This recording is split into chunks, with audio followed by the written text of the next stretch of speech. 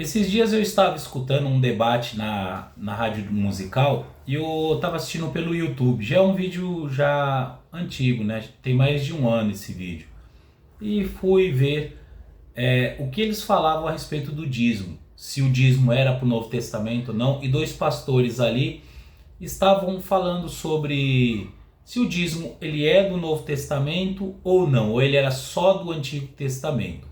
Bom, uma das perguntas, se eu não me engano, que foi feita era a seguinte: como seria a, a contribuição no Novo Testamento se não houvesse o dízimo, né? Já que o dízimo não existe no Novo Testamento, essa pergunta foi feita para o pastor que defendia a ideia de que o dízimo não é do Novo Testamento, né? Como será então a contribuição se tirar o dízimo, né?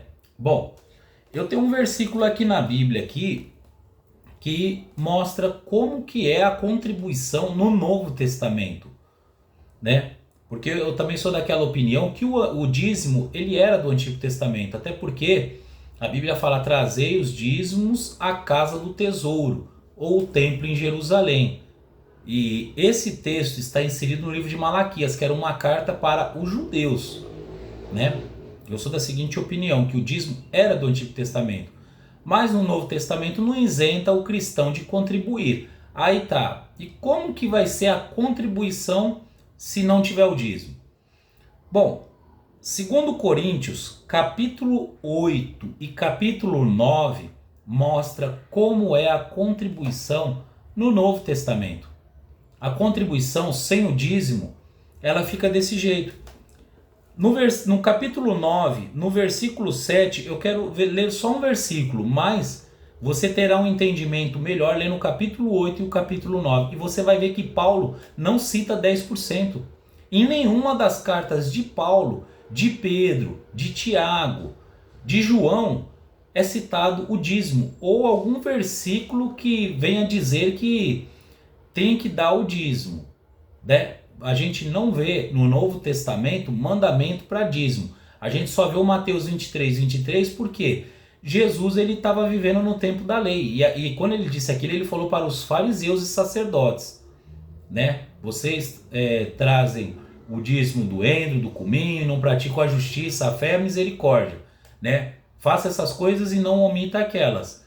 Mas ele também falou para um homem também que ele curou de lepra fazer o sacrifício que Moisés havia ordenado. Então Jesus ele estava falando algo do Antigo Testamento, até da lei mosaica. Então no Novo Testamento, começando do livro de Atos para frente, nós não vemos ordenamento, mandamento para dar dízimo, né?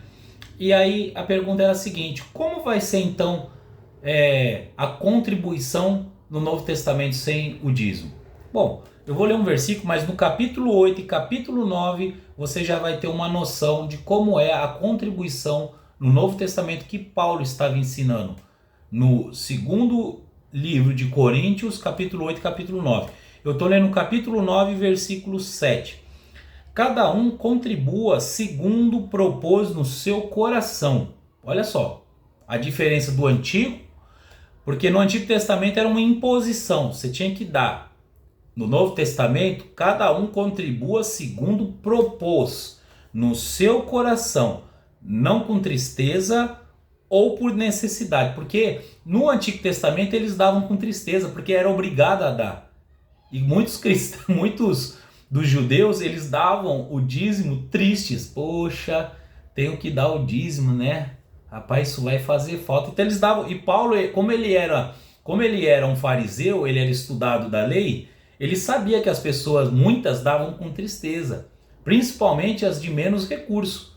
Eles davam com tristeza.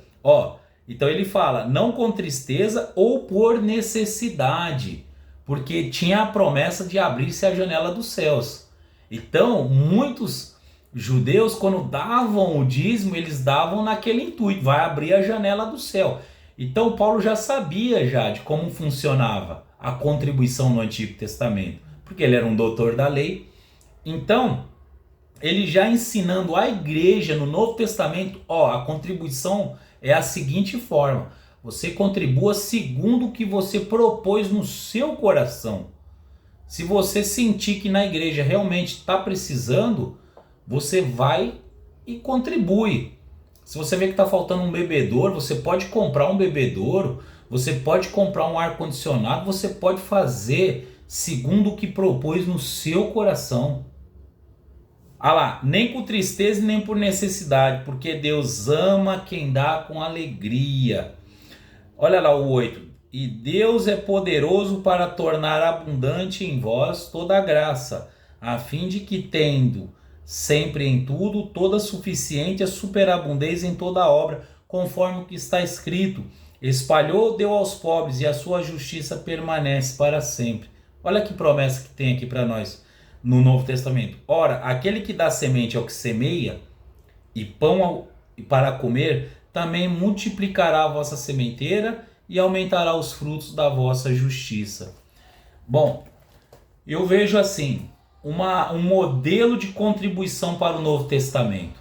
É segundo você propor no seu coração, porque literalmente é com amor. A sua contribuição tem que ser com amor. Não tem imposição e não tem estipulação de valor no Novo Testamento. Você tem que contribuir segundo o seu coração, o que você propôs no seu coração. E também, se eu não me engano, aqui no capítulo 8 até no capítulo 9, fala que você tem que contribuir segundo a sua prosperidade. Se você tiver condição de ajudar, você ajuda. Agora, se você não tem condições, como é que você vai ajudar? Agora, com imposição é complicado, porque a pessoa hoje, tendo que dar os 10%, e às vezes faz falta para ela, aqueles 10%, às vezes é filho passando necessidade, é problema. Então, no Novo Testamento, um exemplo de contribuição é esse. A pessoa contribui segundo ela pôs no seu coração contribuir.